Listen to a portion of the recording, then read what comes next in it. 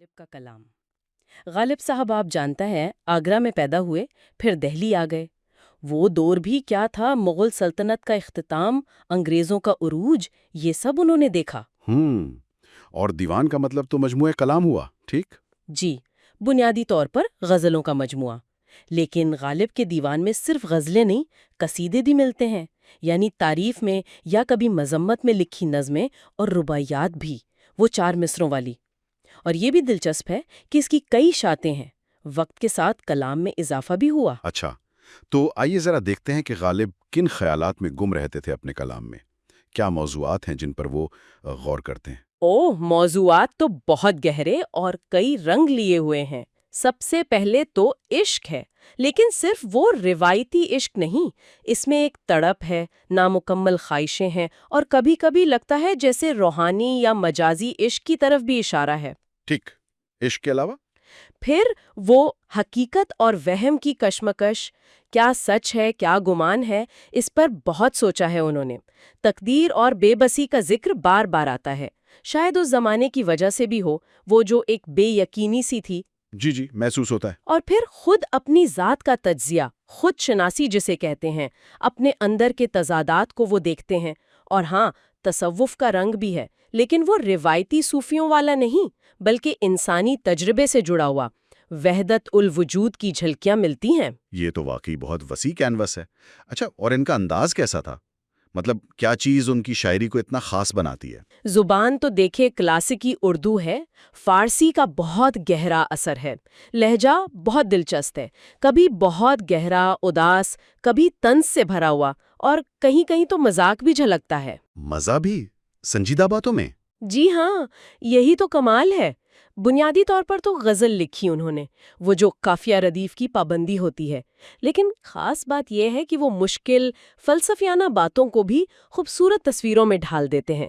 معنی کی کئی پرتیں ہوتی ہیں، اور استعارے اور تضاد کا استعمال تو لاجواب ہے۔ یہ واقعی دلچسپ ہے۔ اچھا، کچھ مثالیں ہو جائیں ان کے مشہور اشعار کی، تاکہ اندازہ ہو کہ کیسی گہرائی ہے۔ جی ضرور، کیوں نہیں۔ جیسے یہ شعر ہے خواہشات کے بارے میں: ہزاروں خواہشیں ایسی کہ ہر خواہش پہ دم نکلے، بہت نکلے میرے ارماں لیکن پھر بھی کم نکلے۔ واہ! یعنی خواہشیں ختم ہی نہیں ہوتیں، اور ہر ایک اتنی شدید کہ جان لیوا لگے۔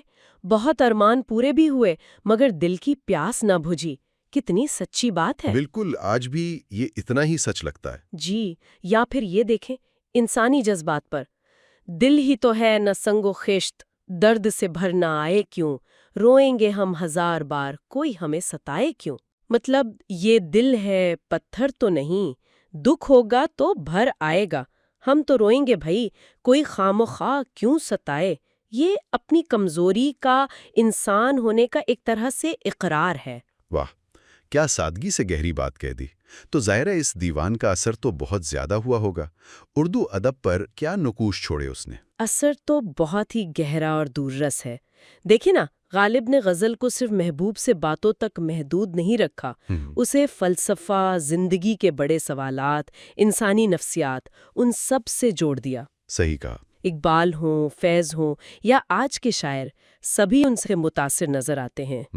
ان کے شعر تو جیسے محاورے بن گئے ہیں، بالکل روزمرہ بول چال میں شامل ہیں۔ بالکل۔ اور موسیقی میں دیکھیں، مہدی حسن صاحب، جگجیت سنگھ جی، انہوں نے غالب کو گا کر امر کر دیا۔ واہ! دنیا بھر کی زبانوں میں ترجمے ہوئے ہیں، ٹی وی پر وہ مشہور سیریل بنا مرزا غالب، اس نے بھی عام لوگوں تک پہنچایا۔ تو ہم یہ کہہ سکتے ہیں کہ دیوان غالب صرف ایک شاعری کی کتاب نہیں ہے، بلکہ یہ زندگی، محبت، حقیقت اور انسان کے وجود پر ایک مسلسل غور و فکر ہے۔